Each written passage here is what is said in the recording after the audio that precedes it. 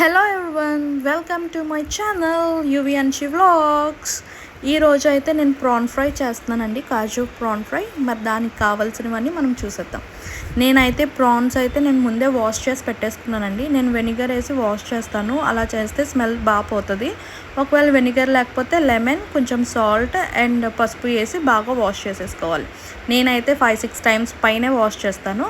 And కడాయి పెట్టుకొని నేను ఒక 4-5 స్పూన్స్ ఆయిల్ వేసుకున్నాను. ఆయిల్ హీట్ ఎక్కిన తర్వాత ఫస్ట్ 1 స్పూన్ ఆఫ్ జీరా వేసానండి. ఆ జీరా వేగిపోయిన తర్వాత ఈ ప్రాన్స్ అయితే తీసుకెళ్ళి నేను అందులో వేసేసాను. ఈ ప్రాన్స్ అన్నీ కూడా నేను ఆయిల్లో వేసేసిన తర్వాత వాటర్ అన్నది ఫామ్ అవుతుందండి ప్రాన్ నుండి. ఆ వాటర్ ఫామ్ అయిపోయిన తర్వాత ఆ వాటర్లోనే నేను ఈ ప్రాన్స్ అన్నీ కూడా బాయిల్ అయిపోయేలాగా చేసేస్తాను. సో కొంచెం వాటర్ ఫామ్ అయిపోయిన తర్వాత నేను 1 ఆనియన్ అయితే చాప్ చేసుకొని నేను అందులో వేసుకుంటున్నాను. నేను చేసేది ఫ్రై కాబట్టి నాకు లైట్ గ్రేవీ కావాలి. నేను డీప్ ఫ్రై చేయట్లేదు, లైట్ గ్రేవీ చేసుకుంటున్నాను. అందుకనే 1 ఆనియన్ అయితే సరిపోతుంది. ఆ ఆనియన్ కూడా నేను ఈ వాటర్లోనే నేను యాడ్ చేసేస్తున్నాను. సో ఈ వాటర్లోనే ఆ ప్రాను ఆనియన్ 2 కూడా బాయిల్ అయిపోయి ఈవెన్గా ఫ్రై అయిపోతుంది. చూసారా, ఈవెన్గా ఆనియన్ ప్రాన్ ఈక్వల్గా ఫ్రై అయిపోయింది కదా. ఆ ఫ్రై అయిన తర్వాత ఆయిల్ అన్నది సెపరేట్ అయిపోతుందండి. ఆయిల్ అంటే వాటర్ అంతా ఎవాపరేట్ అయిన తర్వాత ఆయిల్ సెపరేట్ అవుతుంది. ఆయిల్ సెపరేట్ అయిన తర్వాతే నేను ఒక 2 స్పూన్స్ అల్లం వెల్లుల్లి పేస్ట్ వేసి బాగా కలుపుకుంటాను. దాని పచ్చిదనం అంతా పోయేంత వరకు కూడా నేను మిక్స్ చేసుకుంటాను. ఆ మిక్స్ చేసిన తర్వాత నేను 1 స్పూన్ అయితే పసుపు యాడ్ చేసుకున్నాను. ఆ పసుపు కూడా వేసిన తర్వాత బాగా కలిపేసిన తర్వాత నేనైతే 1 టమాటో అయితే చాప్ చేసి ఇందులో యాడ్ చేస్తున్నానండి. కర్రీకి అయితే 4-5 అన్నీ వేయాలి. ఇది ఫ్రై కాబట్టి నేను 1 యాడ్ చేసుకుంటున్నాను. మీడియం సైజు లేదా పెద్ద సైజు మీరు తీసుకున్న ప్రాన్ బట్టి యాడ్ చేసుకుంటే సరిపోతుంది. నేనైతే మీడియం సైజు ఒకటి యాడ్ చేసుకున్నాను. ఈ ఆయిల్లోనే ఈ టమాటో కూడా బాయిల్ అయిపోతుంది అనమాట. నేను కాసేపు తిప్పేసిన తర్వాత మూత పెట్టేస్తున్నాను. మళ్ళీ 5 మినిట్స్ తర్వాత చూస్తే అలా అంతా కూడా బాయిల్ అయిపోతుంది అనమాట. ఆ మగ్గిపోయిన తర్వాత నేను 1 స్పూన్ సాల్ట్ యాడ్ చేశాను, 2 స్పూన్స్ ఏమో కారం యాడ్ చేశాను. నేను యూజ్ చేసేది మసాలా కారం అండి, అందుకే 2 స్పూన్స్ యాడ్ చేశాను. మీరు పచ్చికారం యూజ్ చేసేటట్టయితే 1.5 చాలు, ఎందుకంటే అది ఘాటు ఉంటుంది, కలర్ ఉండదు.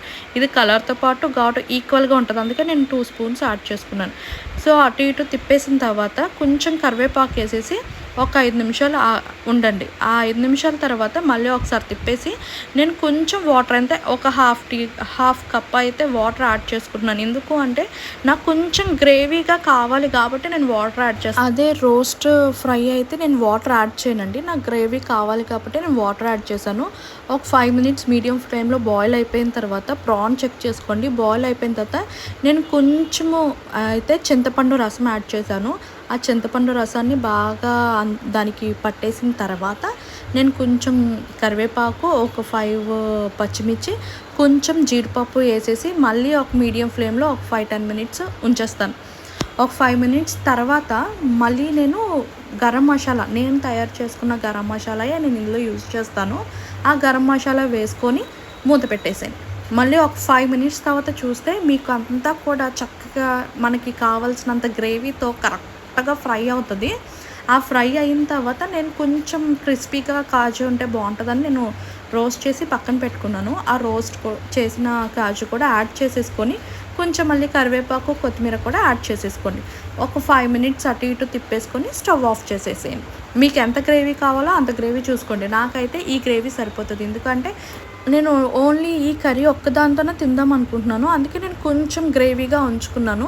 అదే పక్కన వేరే కర్రీ కూడా ఉంటే ఇది ఇంకొంచెం డీప్ ఫ్రై చేసుకుంటే అది ఇంకా బాగుంటుంది, ఆ టేస్ట్ కూడా బాగుంటుంది. మీకు ఎలా కావాలి అంటే అలా ట్రై చేయండి. మీకు ఇలా లిమిటెడ్ గ్రేవీతో కావాలి అనుకుంటే స్టవ్ ఆపేసుకోండి. లేదు ఇంకొంచెం క్రిస్పీగా ఇంకొంచెం ఫ్రై అయితే బాగుంటుంది అనుకుంటే అలా చేసుకోండి. నేనైతే ఇలా ఆపేస్తున్నాను. సో ఈ రెసిపీ అయితే మా ఇంట్లో అందరికీ ఇష్టం, మా బాబుకు కూడా చాలా ఇష్టం. మీరు కూడా ఒకసారి ట్రై చేయండి. మీకు నచ్చితే నాకు కామెంట్ చేయండి, అది ఎలా వచ్చిందో అన్నది నాకు చెప్పండి. సో నా వీడియోస్ మీకు నచ్చుతున్నాయి అనుకుంటున్నాను. నా వీడియోస్ ఫస్ట్ టైం చూసినట్లయితే సబ్స్క్రైబ్ చేయండి. అండ్ ఈ వీడియో కనుక మీకు నచ్చినట్లయితే లైక్ చేసి, కామెంట్ చేసి, సబ్స్క్రైబ్ చేసుకోవడం అస్సలు మర్చిపోద్దు. మన నెక్స్ట్ వీడియోలో కలుద్దాం. మన నెక్స్ట్ వీడియోలో కొబ్బరన్నం అయితే చూపిద్దాం అనుకుంటున్నాను. మరి మిస్ అవ్వకుండా చూసేయండి.